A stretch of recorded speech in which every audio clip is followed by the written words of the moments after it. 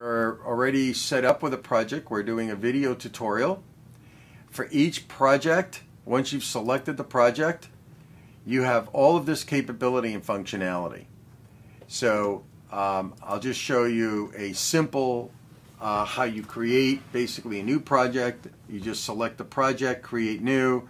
You could call whether you define the project name, a description, whether it's a local, private, or stealth project. If it's stealth, nobody knows it exists. It has to be an invitation only.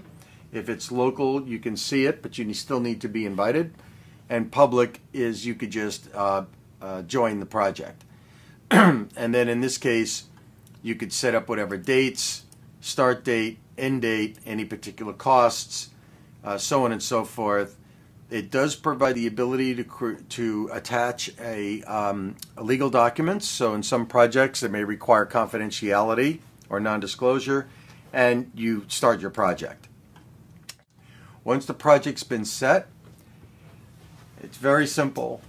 For each project and group, you have all this functionality. So we'll start with discussions.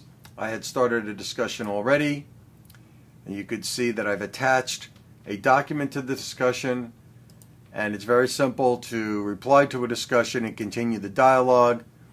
Anything that is a document or reference that is attached to a discussion thread is automatically captured in our resource section, so that we understand at iQ4 that there's a lot of people involved, a lot of discussion threads like emails, but how do you coordinate and centralize information? So it was important for us to be able to create a way to centralize and organize information in one central resource. This information can be searched on, which we'll show you in a moment. You can also assign tasks or assignments. In this case, we've created an assignment for the video tutorial, which we're calling First Cut. And this assignment is to Frank Ciccio, and he was assigned the task of setting up the video and reviewing. We can also set up if you would, a process which we have under our lesson plans, which is the 4 steps in this particular project of what we go through in setting up a video tutorial. So defining the tutorial requirements. The second step will be the first cut, second cut, and final cut.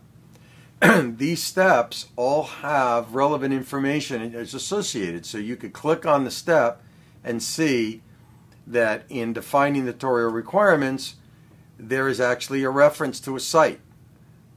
And so I just clicked on that reference, that link, and it took me right here to a site that could have or should have information that's relative to the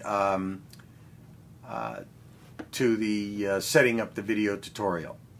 So this is a great way to create, if you would, a very simple curriculum or process that's relevant to the project, that's self-paced, that relevant information can be attached to. So in this case, I attached a document, and that the members of the group can go to just understand what is required of them to be successful in this group.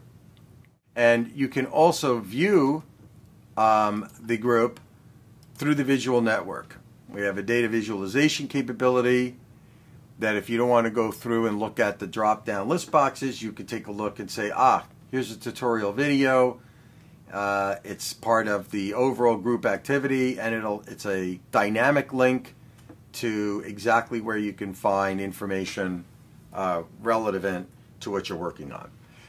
What I've been able to provide you here is just a background on simply how to set up a project once you've found students or members, and how to very quickly enter into discussions in a very secured way, share information, communicate with your members, track assignments, etc.